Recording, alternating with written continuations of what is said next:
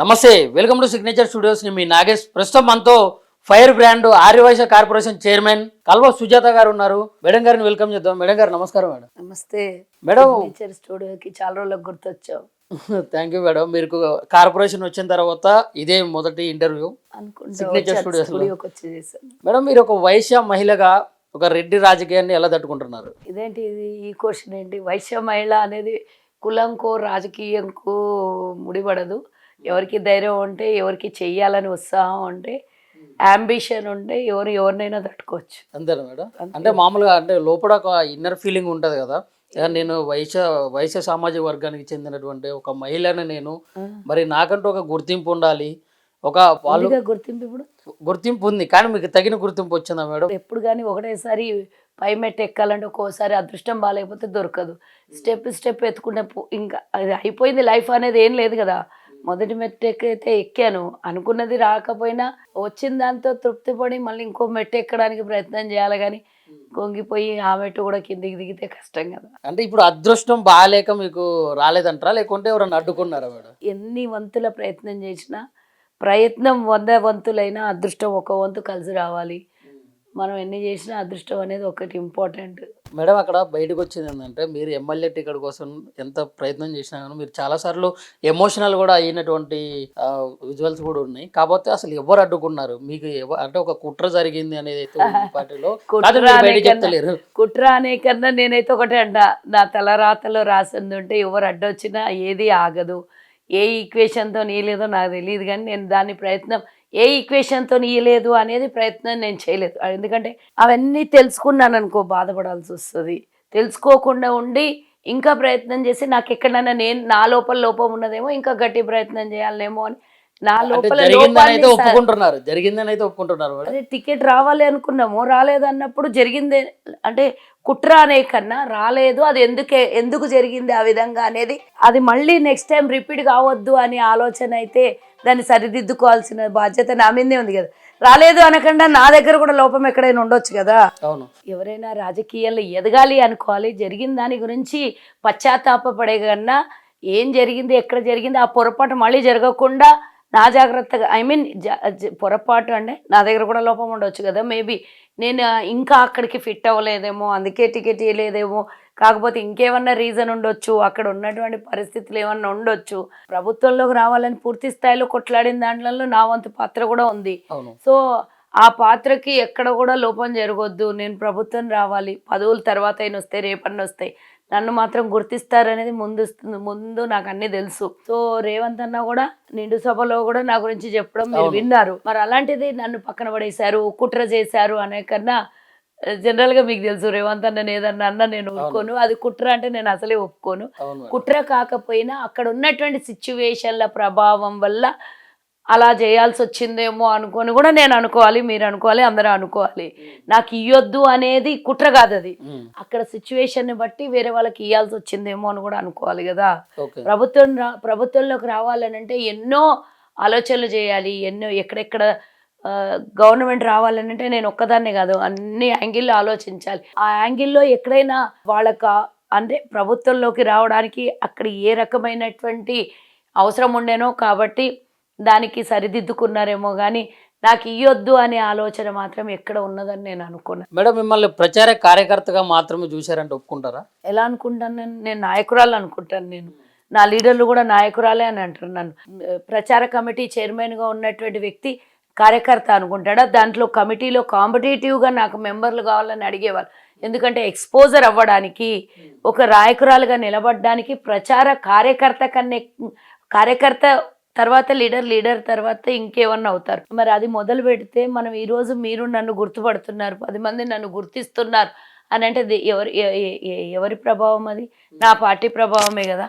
నాకు ఆ స్థానాన్ని కల్పించింది, నాకు ఆ స్థాయిని ఇచ్చింది, ఉన్నతమైన స్థానంలో నన్ను గుర్తించింది పక్కన పెట్టేసి కార్యకర్త ఏమన్నా తక్కువ? అందరం కార్యకర్తలమే. రేవంత్ అన్న కూడా కార్యకర్తనే అవసరానికి తగ్గట్టుగా. బట్ దాన్ని కార్యకర్త అనకుండా పార్టీలో మనం పనిచేస్తున్నాం, రాజకీయంగా ఎదగాలనుకుంటున్నాం. రాజకీయ ఎదుగుదల కోసం కార్యకర్తలాగానే పనిచేయాలి. అందరు కార్యకర్తలు ఎవరన్నా ఎప్పుడైనా అంతే. పార్టీ కోసం నాకు ఈరోజు జన్మనిచ్చిన తల్లి ఏ విధంగానో రాజకీయ జీవితం ఇచ్చిన కాంగ్రెస్ కూడా నాకు ఇటు రాజకీయంలో పార్టీ నాకు తల్లి ఎంత ఇంపార్టెంట్, రాజకీయ భవిష్యత్తు ఇచ్చిన పార్టీ కూడా అంతే ఇంపార్టెంట్. నా తల్లి ఈరోజు నాకు ఇంట్లో ఏదైనా అవసరం వస్తే ఇంట్లో పని మనిషి రాకపోతే పని చేయమన్నదని చెప్పి నన్ను పని మనిషి అనలేను కదా నేను. ఈరోజు పార్టీకి అవసరమైనప్పుడు పని చేయడప్పుడు కార్యకర్తలేనమే అందరము పని చేయాల్సి వస్తుంది. దాన్ని నేను కార్యకర్త అంటే నేను గొప్పగానే ఫీల్ అవుతాను. గొప్పగానే పదవి ఇచ్చి కార్యకర్తలాగా వాడుకోవడం తప్పేం లేదు కదా. ఓకే, ఇప్పుడు మీరున్న పదవిలో అయితే మీరు సాటిస్ఫైగా ఉన్నారు? పదవిలో సాటిస్ఫాక్షన్ ఎవరికి కూడా. నిజం చెప్పమంటావా అబద్ధం చెప్పమంటావా? నిజం చెప్పాలి. నిజానే చెప్పాలి కదా. మనిషికి ఆశకు అంతు లేదు, ఆత్మకు సుఖం లేదు.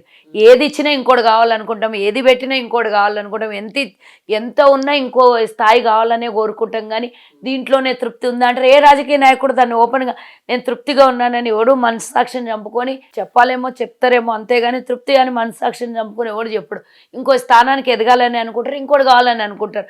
నేను ఎమ్మెల్యే స్థాయి అనుకుని మేము అనుకున్నాము అది ముమ్మాటికి నా కమ్యూనిటీ బేసెస్, నేను పనిచేసిన బేసెస్, ఒక డబ్బు ఇంకొకటో మెయిన్ లోపం కాదు కదా కార్యకర్తకి. టికెట్ రావాలంటే మా వెడమ బొజ్జో కానీ మందుల సామ్యంలో కానీ ఇంకొకరికి అందరు 1000 కోట్లు ఉన్నోళ్ళు ఎవరు కూడా కాదు, చిన్న కార్యకర్తలు డబ్బు లేని వాళ్ళు కూడా ఎమ్మెల్యేలు అవుతారు. వైశ్య కార్పొరేషన్ నుంచి ఇప్పటి వరకు ఎన్ని కోట్లు గడించారు ఈ 4 నెలలు? గణించారు అంటే ఎన్ని కోట్లు సంపాదించారు అంటున్నారు? పోటీ చేయడానికి డబ్బు ఒకటే ప్రధానం కాదు, పనిచేసినటువంటి వాళ్ళకి పార్టీ కూడా నిలబడి పనిచేసి ఖర్చు పెట్టి మీరు అన్నది నేను చెప్తాను. మీకేం అర్థమైందో నాకు తెలియదు కానీ నేను అర్థమైన ప్రేక్షకులకు అర్థమయ్యే భాషలో నేను చెప్తాను. నేను సో నేను దాన్ని ఇంపార్టెన్స్ ఇవ్వను, డబ్బుకి ఇంపార్టెన్స్ ఇవ్వను. నాకు నాయకులు కూడా ఆ విధంగా డబ్బు కోసమో లేకపోతే ఇంకో లోపమో అని టికెట్ ఇవ్వలేదు అనుకోవడం అది అపోహము.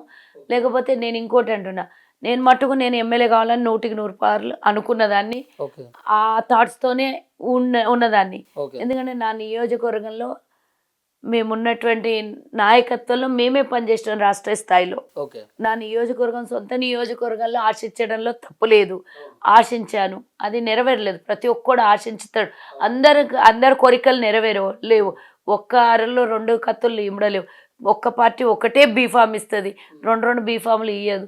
కాబట్టి ఇవ్వాలనుకున్న వాళ్ళకి ఇచ్చిర్రు తప్పించి నన్ను తప్పి ఇవ్వాలి అనే ఉద్దేశం కాదు. ఇంకా అక్కడ ఉన్నటువంటి సిచ్యువేషన్లకు ఇవ్వలేదని అనుకుంటాను. మీరు ఎంత సంపాదించిర్రు అని అడుగుతున్నారు కదా, ఎలా సంపాదించడం నాకు అర్థం కాలేదు. దానికి క్లారిటీ ఇస్తే దాని ఆన్సర్. ఇప్పుడు ఒక కార్పొరేషన్, ఒక పదవిలో ఉన్న ప్రతి నాయకులు కానీ ప్రతి నాయకురాలు కానీ ఆ పైసలు సంపాదించాలి అని ఒక ఆలోచనతో ఉంటారు. దాంట్లో భాగంగా కల్వ సుజాత గారు కార్పొరేషన్ పదవిలోకి వచ్చిన తర్వాత అంటే మీరు కూడా ఎంతో కొంత సంపాదించుకున్నారు, కొన్ని కోట్లు అయితే వెనకేసుకున్నారు, ఒక టార్గెట్ అయితే పెట్టుకున్నారని కొంతమంది అయితే చెప్పడం జరిగింది.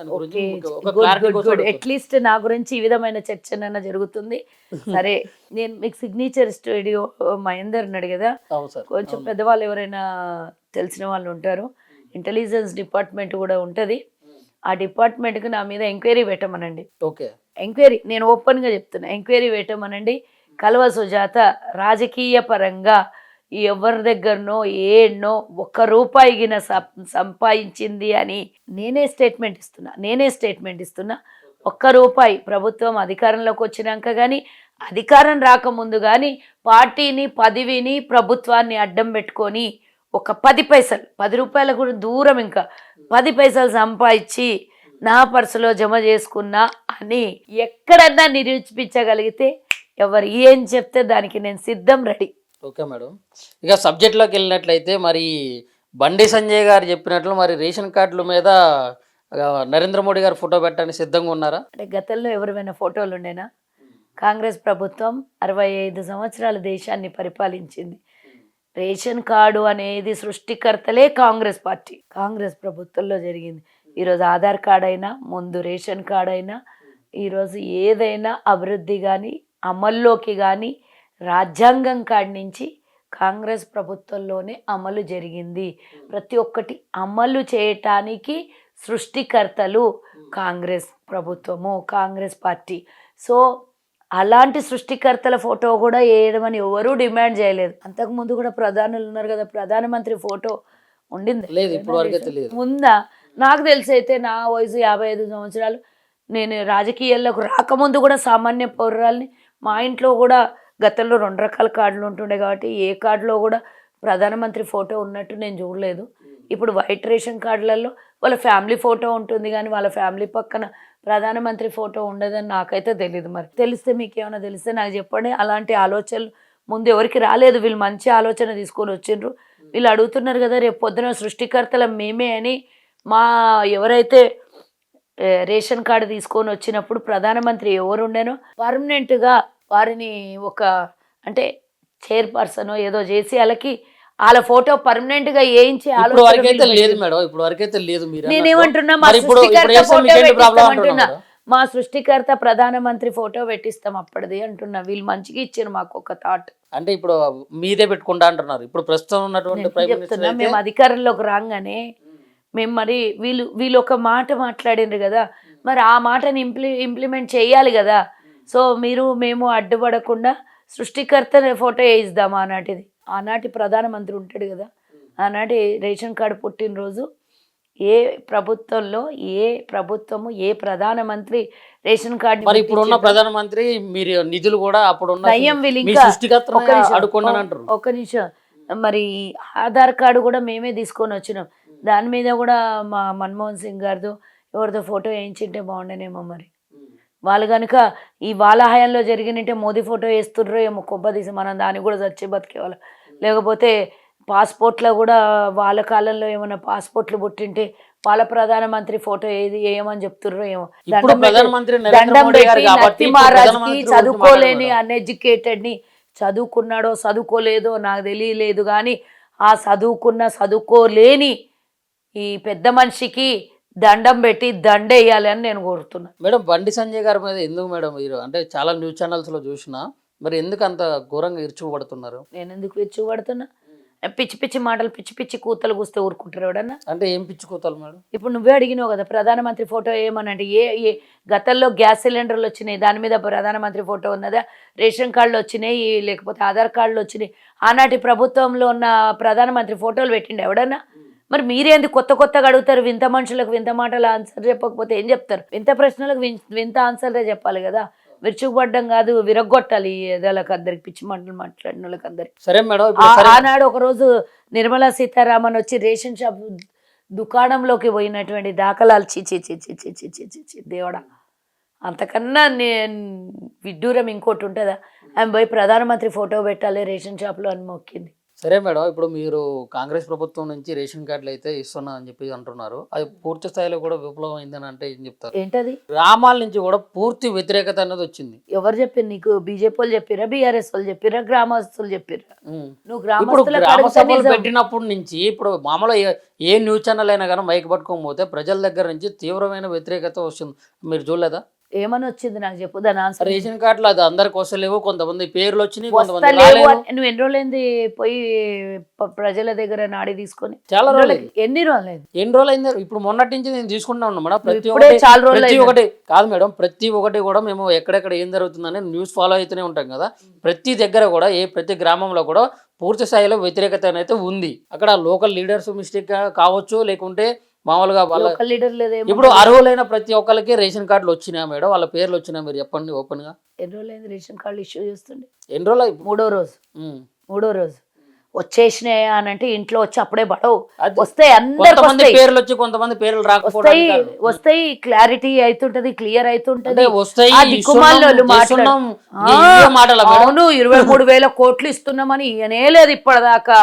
200 యూనిట్ల ఉచిత కరెంటే ఇయ్యలేదు, 500 గ్యాసే ఇస్తలేము, 6,000 రూపాయలు రైతు భరోసా పడతనే లేదు, ఆరోగ్యశ్రీ ఇస్తనే లేము, ఉచిత కరెంట్ ఇస్తనే లేము, నిరుద్యోగ యువతకి 56,000 ఉద్యోగాలు ఏనే లేదు. ఇస్తున్నామని ఏమీ చేయలేదు. ఎందుకంటే బీఆర్ఎస్ బాటలో నడిచిన మీడియా వాళ్ళు చెప్పినవన్నీ మీకు ఇంకా అవే ఉన్నాయి. చోలో పోస్తే శీషం పోసినట్టు అయిపోయింది. మీకు అవే వినబడుతున్నాయి. చేసిన పనులు కనబడతలేవు కాబట్టి మీరు అవే ప్రశ్నలు ఇస్తారు. వాళ్ళు ఏం మాట్లాడితే మీరు అవే అడుగుతున్నారు. కానీ చేసినవి కూడా మీరు చూపించాలి కదా. ఎందుకు మేడం మిమ్మల్ని అట్లా విమర్శిస్తున్నారు? 56,000 ఉద్యోగాలు దేశంలో ఏ రాష్ట్రంలో కూడా ఇవ్వనేటువంటిది మీరు ఇచ్చిండ్రు. 1 సంవత్సరం లోపలనే ఎవ్వరు కూడా రైతు భరోసా, రైతు రుణమాఫీ 23,000 కోట్ల రూపాయలు ఒకటేసారి రైతు రుణమాఫీ చేసి 23,000 కోట్ల రూపాయలు ముచ్చడి కాదు మేడం. అక్కడ ఏమంటున్నా అంటే ప్రతి ఒక్కరికి అందుతుంది. నేను చెప్పిన దాన్ని నువ్వు 23,000 కోట్లు ఎక్కడెక్కడ పోయినాయో మీకు తెలియదా? ఏమన్నా కల్వ సుజాత ఇంటికి, రేవంత్ అన్న ఇంటికి పోయినాయి అవి? చెప్పండి. రైతులకు, ఒరిజినల్ రైతులకు, రుణం ఉన్న వాళ్ళకే పోయినాయి కదా. టెక్నికల్ ఇష్యూ ఉన్న వాళ్ళకి పోకపోతే వాళ్ళవి కూడా 18,000 కోట్లు ఫస్ట్ క్లియర్ అయినాయి. దాని తర్వాత ఇప్పటి వరకు 4.5 నుంచి 5 కోట్ల వరకు క్లియర్ అయినాయి. అంటే 1 by 1 క్లియర్ అవుతున్నాయి కదా. 10 ఏళ్ళు గమ్మున కూర్చొని 10 ఏళ్ళు ఒక్క రూపాయి ఇవ్వకుంటే, 10 ఏళ్ళు ఒక ఉద్యోగం ఇవ్వకుంటే, 10 ఏళ్ళు ఒక ఇల్లు ఇవ్వకుంటే, 10 ఏళ్ళు నిరుద్యోగ యువతని అడ్డదారిలో పట్టించి వాళ్ళ అడ్డమైన అలవాట్లకు ప్రేరేపించబడి నానా రకాలుగా కుటుంబాలకు దూరమైనటువంటి నిరుద్యోగ యువత ఉండి అన్ని రకాలుగా కేసీఆర్ ఇబ్బంది పెడితే కూడా ఒక్కడు నోరు తెరవలే, ఒక్కడు మాట్లాడలే. ఈరోజు చేసుకుంటూ పోయిన కొద్దీ ఇంకొక దాన్ని, ఇంకోటి చేస్తే ఇంకోటి చేస్తే 24 గంటలు వ్యతిరేకించడం తప్పించి చేసిన వాటికి కనీసం ఇది చేసిండ్రు. అసలు అసాధ్యం కాని పనిని సుసాధ్యం చేసింది. ఇంత అప్పుల పాలైన రాష్ట్రాన్ని ఈరోజు గాడి మీద తీసుకొని వస్తుంది. ఈరోజు మెట్రో రైల్ని ఆ దొంగలు 10 ఏళ్ళు ఉంటే ఓల్డ్ సిటీలో ఒక్కోళ్ళని ఖాళీ చేయించి కనీసం అక్కడ మెట్రో రైల్ వేద్దామనేది కనీస జ్ఞానం, ఇంకిత జ్ఞానం లేదు. ఈరోజు మెట్రో రైళ్లకు ఇండ్లనే స్థలాలను కోల్పోతున్న వాళ్ళకు తగు న్యాయం చేసి అక్కడ మెట్రో రైల్ని తీసుకొని వస్తుంది. ఇన్ని చేసిన మా ప్రభుత్వానికి ఈరోజు మూసి మంచి చేద్దాము, హైదరాబాద్ని 4th సిటీగా తీసుకొని వద్దాము, విదేశీ పెట్టుబడులు తీసుకొని వద్దామని ఇన్ని వేల కోట్ల రూపాయలు, లక్షల కోట్ల రూపాయలని పెట్టుబడుల్ని తీసుకొని వచ్చి ఒక్క సంవత్సరంలోనే ఏ రాష్ట్రం కూడా చేయనటువంటి సాధ్యం కాని పనులనన్ని కాంగ్రెస్ తీసుకొని వస్తుంటే చేస్తున్నారు కదా, ఇస్తాం కదా, ఇచ్చినాం కదా అంటున్నారని మీలాంటి మాటలు మాట్లాడుతుంటే ఎవరో దొంగలు మాట్లాడిన మాటలు మీరు ఈ విధంగా అడగొద్దు. ఈ విధంగా చెప్పాలి. 14 నెలల్లో ఏ రాష్ట్ర ప్రభుత్వం అయినా అప్పులున్న రాష్ట్రంలో ఇన్ని అభివృద్ధి పథకాలను చేపట్టిందని ఒక్క మాట మీరు వాళ్ళ దగ్గరికి వెళ్ళి మైక్ పెట్టి అడగండి కదా. అంటే ఇప్పుడు రాష్ట్ర ప్రభుత్వానియా లేకుంటే కేంద్ర ప్రభుత్వం నుంచి వచ్చే నిధులతో ఇవన్నీ చేస్తారు? ఏందది? ఏడు నుంచి వచ్చినాయి?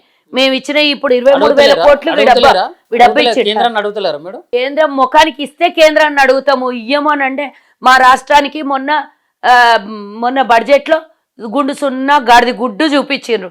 అయినా మా పనులు మేము చేసుకుంటలేమా? అడుగుతలేరా అంటున్నారు. మొన్న అందరు మంత్రుల దగ్గర పోతే ఈ దిక్కుమాలిన వాళ్ళు బీఆర్ఎస్ వాళ్ళు వీళ్ళకు ఇమీడియట్గా అపాయింట్మెంట్ దొరుకుతుందండి. అడగకపోతేనేమో ముందే బీజేపీని ప్రశ్నిస్తలేదు కాంగ్రెస్ పార్టీ అంటారు. అడిగితే ఒక నొప్పి వీళ్ళకు, అడగకపోతే ఇంకో నొప్పి, చేస్తే ఒక నొప్పి, చెయ్యకపోతే ఒక నొప్పి. కానీ ప్రజల సమస్యలు వాళ్ళకి పట్టవు. కేవలం లొల్లి చేద్దాం, రాజకీయ పబ్బం గడుపుకుందాం. ఓ దిక్కు బీజేపీ దొంగనాయలు అంతే, ఒక దిక్కు బీఆర్ఎస్ దొంగనాయలు అంతే. ఇదే పనే మీరు వివిధ రాష్ట్రాలల్లా పరిపాలిస్తున్నారు కదరా వెదవల్లారా, బీజేపీ దొంగల్లారా. ఆడబోయి ఈరోజు రాష్ట్రంలో అప్పుల పాలైన రాష్ట్రాన్ని, ఇంత సుపరిపాలన చేస్తున్న రాష్ట్రం మీ రాష్ట్రాలు ఏమైనా ఉన్నాయో చూపియండి. పక్క రాష్ట్రం ఉత్తరప్రదేశ్లో ఉన్న రాష్ట్రానికి తీసుకొని పోయి వేల కోట్లు, లక్షల కోట్లు పెడుతున్నారే.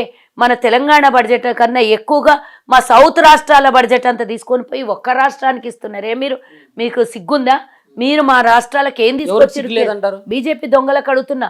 ₹1 కూడా నిధులు అదనంగా మా రాష్ట్రానికి కేటాయించకపోతే కొత్త రాష్ట్రము, అప్పుల పాలైన రాష్ట్రము, మా రాష్ట్రానికి కొత్త ఒక్కడు కూడా తీసుకొని రాలేదు. కొత్తది ₹1 పట్టుకొని రాకపోతే ఇది ఒకడు సహాయ శాఖ మంత్రి, ఒకడు కేంద్ర మంత్రి, 2 మంత్రుల నుండి ఏం బీకిండ్రని మీరు వాళ్ళని ప్రశ్నించక చేస్తున్న మమ్మల్ని 24 గంటలు ప్రశ్నిస్తే ఎలా ఉంటుంది? మీరు అనండి. మీరు చేస్తున్నటువంటి పథకాలు ఎంత కష్టకాలంలో ఉన్నా కూడా ఒక్కొక్కటే నెరవేర్చుకుంటూ పోతున్నారు. ప్రజలు ఇచ్చిన ఆశీర్వాదాన్ని మీరు పూర్తి స్థాయిలో నెరవేర్చాలని మా మీడియా ముఖంగా కూడా మేము కోరుకుంటున్నామని అనండి. మాకు ఇంకొంచెం బూస్టింగ్ ఇచ్చినట్టే మేము ఇంకా పనులు చేయడానికి ముందర పోతాం. మేము ఏ పని చేసినా కాళ్ళలో కట్టేసి అడ్డము ఆ బీఆర్ఎస్ వాళ్ళు బీజేపీ వాళ్ళు అడిగినట్టు అడిగితే ఎట్లా చెప్పాలి మేము మీకు ఆన్సర్? మీరు ఎంత మట్టుకు ప్రజల దగ్గర తీసుకున్నారో అది చూడండి. మీరు అన్నారు కదా ఎక్కడ పోయినా వ్యతిరేకత వస్తుంది, ఎక్కడ పోయినా పబ్లిక్ తిడుతుండ్రంటే ఆ వ్యతిరేకత ఏందో, ఆ పబ్లిక్ తిట్టడం ఏందో చెప్పండి. మేము తప్పు చేసినా, ఏదైనా ప్రజల అవసరాలు ఇంకా తీర్చలేకపోయినా మేము తప్పు చేస్తే క్షమాపణ చెప్తాము.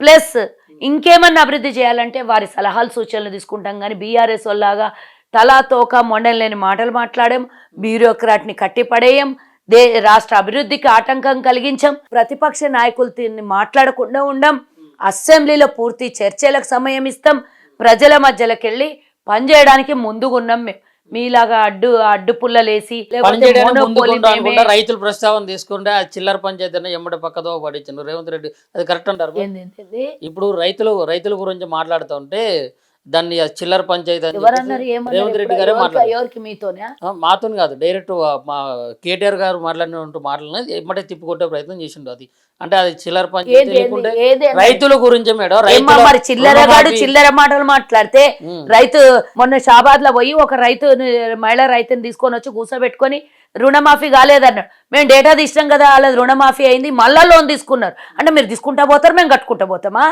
అది 2021లో తీసుకున్న లోన్ని మేము క్లియర్ చేస్తే మళ్ళీ వాళ్ళు తీసుకుంటే కొడుకులకు పంచి ఇచ్చిన భూమిని మళ్ళీ వాళ్ళు లోన్ తీసుకుంటే మేము కట్టుకుంటూనే పోతా. అంటే ఈ రోజు లోన్ క్లియర్ అయితే రేపు మళ్ళీ నువ్వు లోన్ తెస్తావు, ఎల్లుండి నేను మళ్ళీ కట్టాలనా? ఇట్లాంటి దిక్కుమాలే చిల్లర నా కొడుకుల్ని చిల్లర వేషాలు వేసేటోళ్ళ మాటలు విని మేము దానికి సమాధానం చెప్పాలనా? సరే మేడం, ఇప్పుడు ఫైనల్ గా మీరు ఇచ్చినటువంటి హామీలు ఏవైతే ఉన్నాయో అవి పూర్తి స్థాయిలో అమలు అవుతాయి అని చెప్పేసి మీరు చెప్తున్నారు. అమలు అవుతున్నాయి అంటారా? ఇది అమలు మాకేం అవుతాయి గుర్తు? హస్తం గుర్తు మేడం. హస్తం అంటే ఏంది? నేస్తం. అభయహస్తం ఇస్తే 100% మేము చేసి తీరుతాం.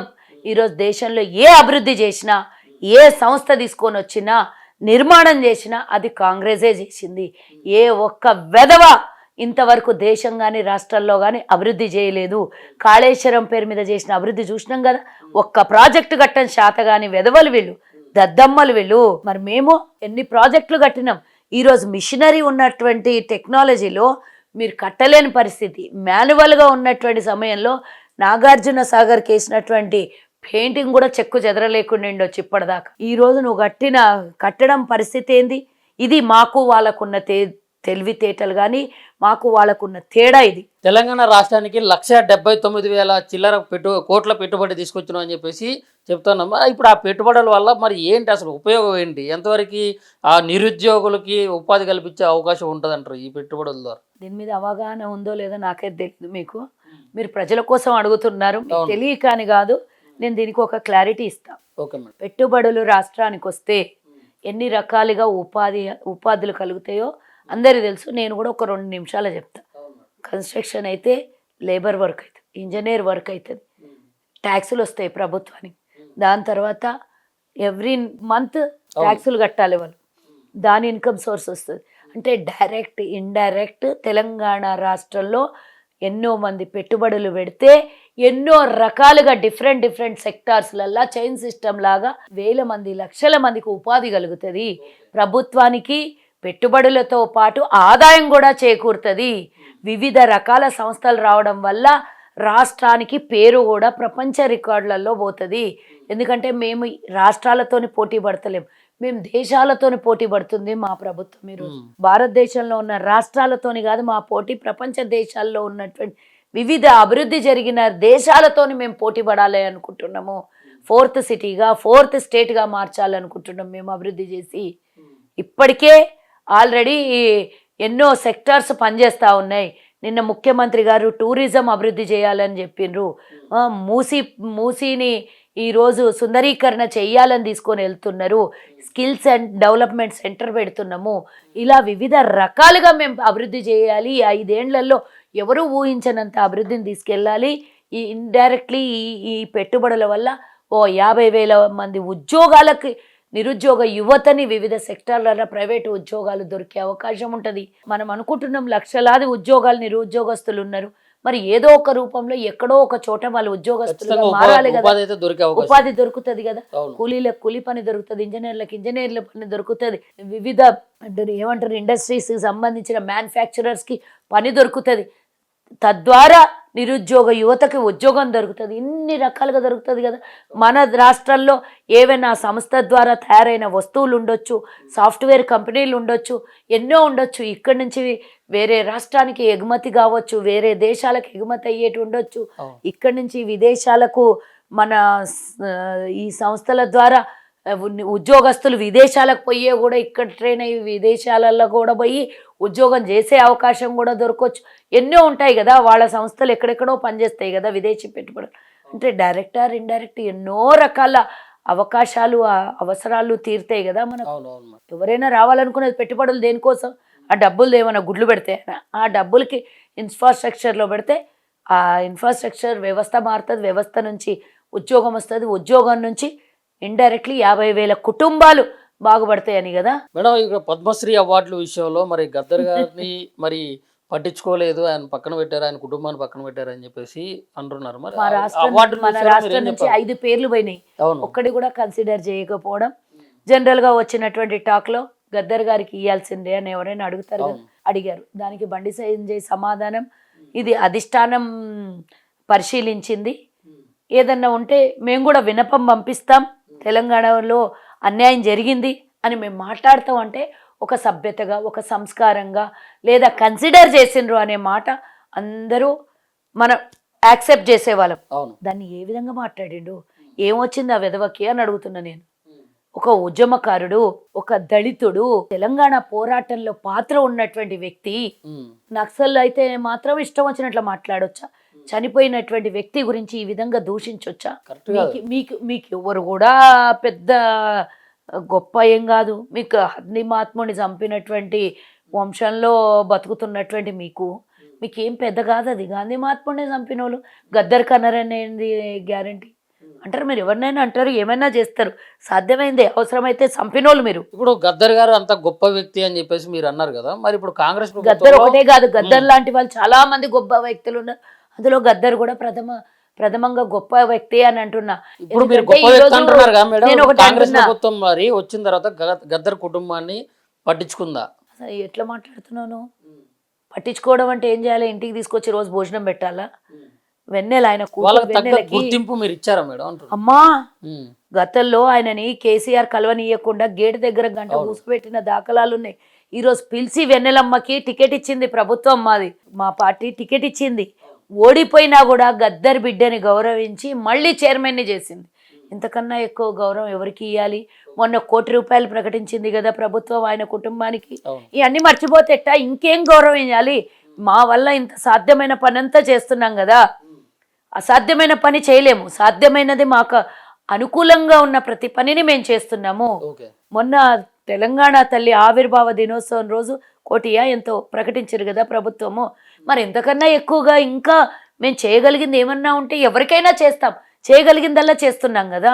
పదవినిచ్చినాం, ప్రభుత్వం అంటే ఆయనకి ఇవ్వాల్సింది రెమ్యునరైజేషన్ ప్రకటించినాం, ఇంకా ఏమి ఇవ్వాలో అది ఇచ్చినాం కదా. Okay madam. మందకృష్ణ మాదిగ గారికి మరి గద్దర్ పేరు మీద అవార్డ్స్ కూడా ఇస్తామని చెప్పాం కదా.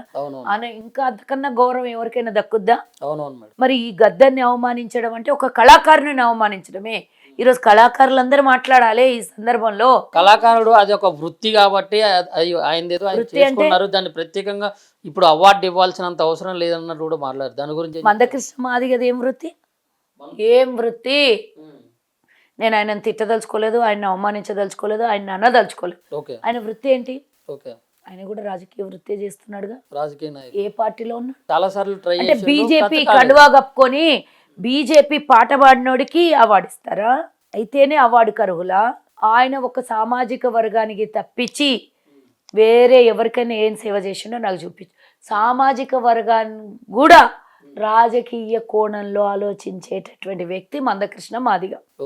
మరి ఆయనకి ఇవ్వడం వల్ల ఈరోజు సమాజంలో ఒక గొప్ప వ్యక్తికి అవార్డు వచ్చిందని ఎలా అనుకుంటాం మనం? అంటే ఇప్పుడు ఈ 30 ఏళ్ల ఆయన కూడా నక్సల్ బ్యాక్గ్రౌండే, ఆయన కూడా లెఫ్ట్ భావాజాలాలు ఉన్నోడే.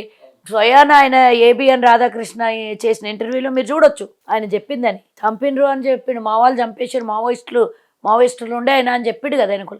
మరి మావోయిస్టులు ఉన్నోడికి మీరు పద్మ అవార్డు ఇచ్చి మరి అదే మావోయిస్ట్ బ్యాక్గ్రౌండ్ ఉన్నటువంటి వ్యక్తిని ఎలా అవమానిస్తారు మీరు?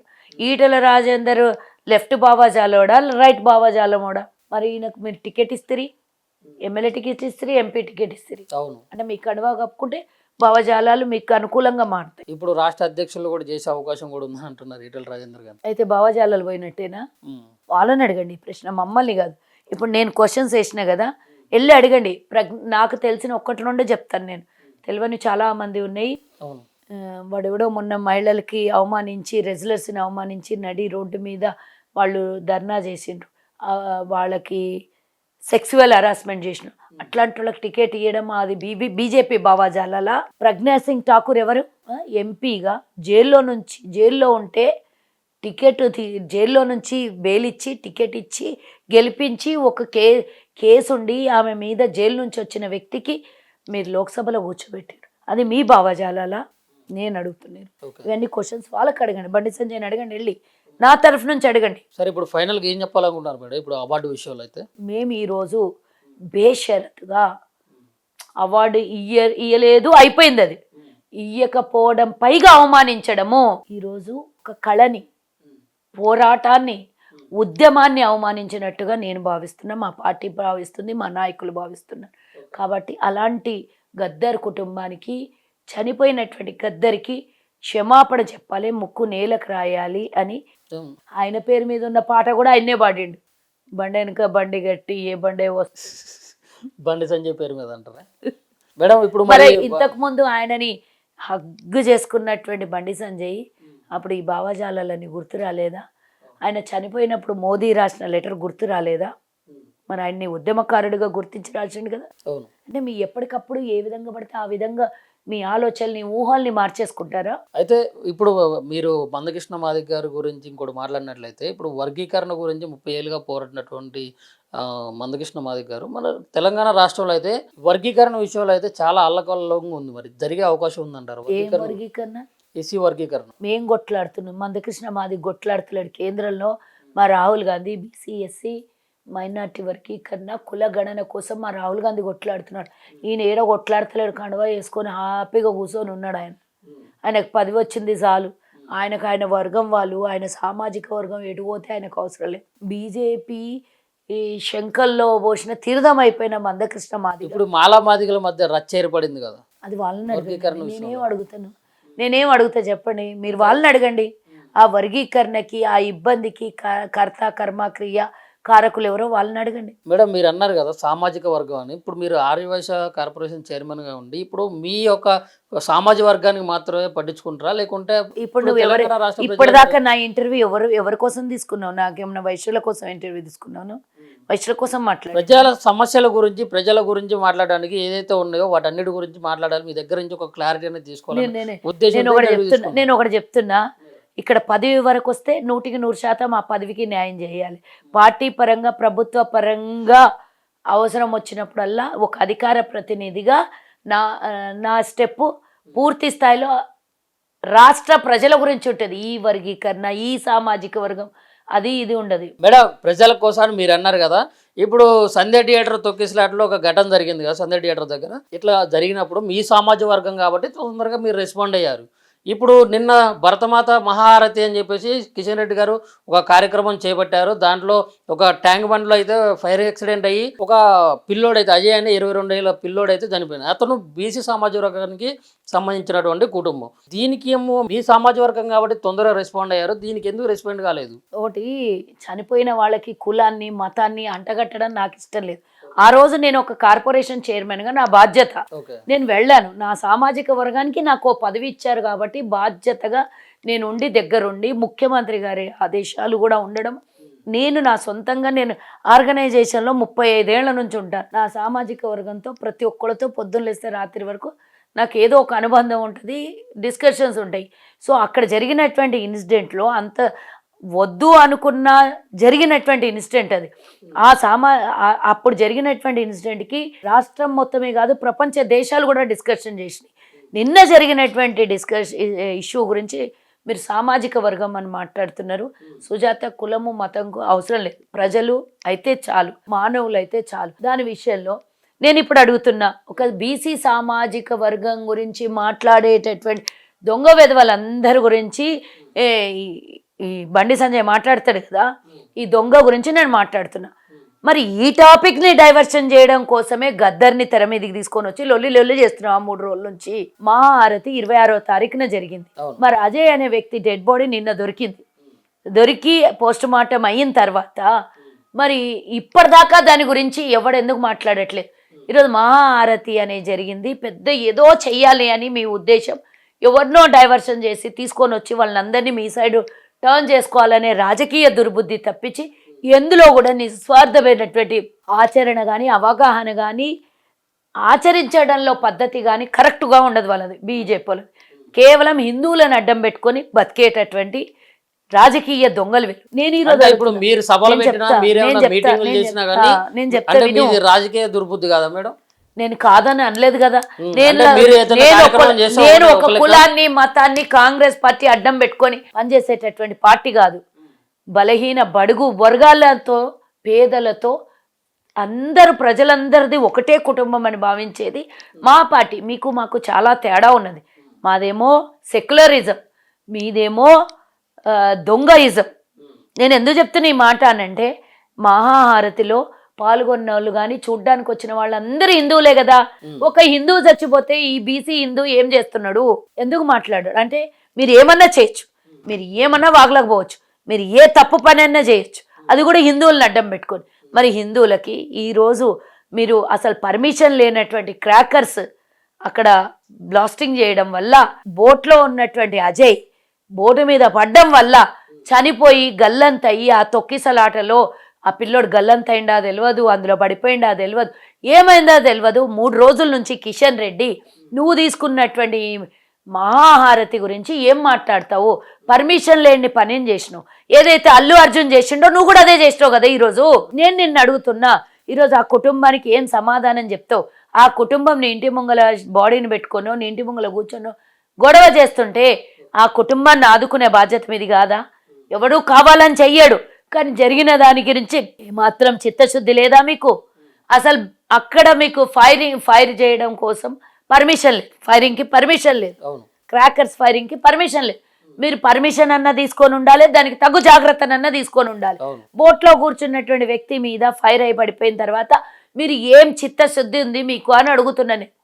ఒక హిందూ చనిపోయాడు, నేను కులాల్ని పక్కకు పెట్టు, మీరు ఆచరించే పద్ధతిలోనే నేను అడుగుతున్నా. ఒక హిందూ చనిపోయాడు, మొదటిగా హిందూ గల్లంతైనప్పటి నుంచి నిన్న చనిపోయిన బాడీ దొరికిందాకా బీజేపీ వాళ్ళది ఏం స్టాండ్ అని అడుగుతున్నా. బీజేపీ ఈ దొంగ బండిది ఏం స్టాండ్ అని అడుగుతున్నాను. ఈరోజు ఆయన హిందూగాడా? ఆ కుటుంబం కుటుంబంలో వ్యక్తి చనిపోతే ఆ కుటుంబాన్ని ఆదుకునే బాధ్యత మీది కాదా? వాళ్ళ కుటుంబానికి ఎక్స్గ్రేషియా ఇయ్యొద్దా? వాళ్ళ కుటుంబానికి అండగా నిలబడొద్దా? ఆ కుటుంబం అన్యాయంగా దేవుడి హారతికి వచ్చి పిల్లోడు చనిపోతే ఆ కుటుంబానికి సమాధానం మీరు చెప్పరా? వాళ్ళ గురించి మీరు మాట్లాడరా? మీ ఇంటి దగ్గర వచ్చి వాళ్ళు ధర్నాలు చేసినా కూడా ఇంతవరకు బయటకు వచ్చి కిషన్ రెడ్డి ఒక్క మాట మాట్లాడట. మరి ఇప్పుడు గవర్నమెంట్ ఏం పట్టించుకుంది మేడం? మీ కాంగ్రెస్ సర్కార్ ఏం పట్టించుకుంది? ఇప్పుడు పోలీసు వాళ్ళని అడిగితే ఆ కుటుంబ సభ్యులు ఎఫ్ఐఆర్ చేయండి అంటే షిప్పులు కాలిపోయింది అని చెప్పేసి ఎఫ్ఐఆర్ చేసినాం, కానీ ఈ విషయం గురించి అయితే ఎఫ్ఐఆర్ చేయనటువంటి పరిస్థితి. దీనికి ఏం చెప్తారు మీరు? నేను కూడా ఈరోజు మా ప్రభుత్వానికి విన్నవించుకుంటున్నా, ఈ దొంగలు చేసే తప్పుడు పనులకి క్షమించొద్దు. ఈ పర్మిషన్ తీసుకున్నది కిషన్ రెడ్డి మీద ఎఫ్ఐఆర్ చేయమని అడుగుతున్నాను. నేను చేయాల్సిందే. ఇట్లా చేసుకుంటూ పోతేనే తప్పులు చేసిన వాళ్ళందరూ రేపొద్దున ఇంకో తప్పిదం జరగకుండా చెయ్యకుండా జాగ్రత్తగా భయంలో ఉంటారు. ఈరోజు నేను డిమాండ్ చేసేది, ఈ బండి సంజయ్ లొల్లి చేస్తుండే కదా, ఫస్ట్ ఆయన బొక్కలో వేస్తే మంచిగా ఉంటుందా? ఆయన సస్పెండ్ చేస్తే బాగుంటుంది. ఆయన తీసుకొని పోయి ఆ కుటుంబం ముంగల ఆయన ఏం సమాధానం చెప్తారో కుటుంబం ముందు నిలబెడితే బాగుంటుంది తెలంగాణ ప్రజలని నేను కోరుకుంటున్నా. ప్రభుత్వ పరంగా మేము ఆ పని చేయలేం, ప్రజలకు ఆ హక్కు ఉన్నది కాబట్టి ప్రజలు పోయి నిలదీయండి. చాలా జెండాలు ఎత్తుకొని వస్తాడు, ఒక లెఫ్ట్ భావజాలలో నక్సలైట్ అంటాడు, ఒకడు హిందువులు కాదంటాడు, ఒకడు హిందూ గురించి మాట్లాడు. పొద్దుమూకులా ఇట్లాంటి మతాలను అడ్డం పెట్టుకొని మాట్లాడే బండి సంజయ్కో లేకపోతే కిషన్ రెడ్డికో వాళ్ళ దగ్గర ఉన్నటువంటి ఇంకోటి ఎవడో మాట్లాడిండు కదా, గద్దర్ గురించి ఎవడో ఇంకొకడు మాట్లాడిండు, ఆయనకి అడగండి. బీజేపీ ఇంకోటి మాట్లాడిండు, ఆయనకో ఈరోజు అడగండి. చనిపోయినటువంటి అజయ్కి మీరు ఏ విధంగా అండగా నిలబడుతున్నారు, ఆ కుటుంబానికి ఏ విధంగా ఆదుకుంటున్నారు? ఈ తప్పిదం వల్ల దీనికి క్షమాపణ చెప్పమని మీరు ఒకసారి ముందుకు వచ్చి మీడియా ముంగల్కో లేకపోతే ప్రజల ముందుకు వచ్చి క్షమాపణ అడగమని ఈరోజు నేను వాళ్ళ కుటుంబం తరఫున మీరు డిమాండ్ చేస్తున్నారు. డెఫినెట్గా వారి కుటుంబం తరఫున కాదు, తెలంగాణ ప్రజలకు ఒక్కడికి అన్యాయం జరిగింది, తెలంగాణ పక్షాన నేను అడుగుతున్నా. బీసీ బిడ్డగా అంటున్నావు కదా, డెఫినెట్గా ఆ బీసీ బిడ్డకు అన్యాయం జరిగింది. బీసీ కదా, ఎవరు? అవును, అజయ్, బండి సంజయ్. అవును. మరి నీ బీసీ పక్షాన మాట్లాడు. నువ్వు నన్ను అడిగినావు కదా, నేను నా వైశ్య కులం పక్షాన నేను నిలబడ్డా కదా, నువ్వు బీసీ కులం పక్షాన నిలబడు. దమ్మున్నాడు అయితే నిలబడు, న్యాయం చేయి ఆ కుటుంబానికి. సరే, నేను నిలబడ్డా, నా ప్రభుత్వం నిలబడ్డది. ఈరోజు శ్రీతేజ కుటుంబానికి అట్లీస్ట్ చనిపోయిన ప్రాణాన్ని అయితే వాపస్ తేలేం, కానీ కుటుంబానికి 3 కోట్ల రూపాయలు ఆర్థిక సహాయం అందింది కదా, వైద్యం పూర్తిగా ప్రభుత్వం భరించింది కదా. మరి నువ్వు నిలబడు, ఆ బీసీ సామాజిక వర్గం అజయ్ పక్షాన నిలబడు. వారి కుటుంబానికి అండగా నిలబడితే కోట్ల రూపాయలు వస్తాయి. వారి కుటుంబంలో ఉద్యోగం ఇప్పియండి మీరు కేంద్ర ప్రభుత్వం నుంచి. Thank you madam, thank you for your valuable time and your valuable words madam. Thank you.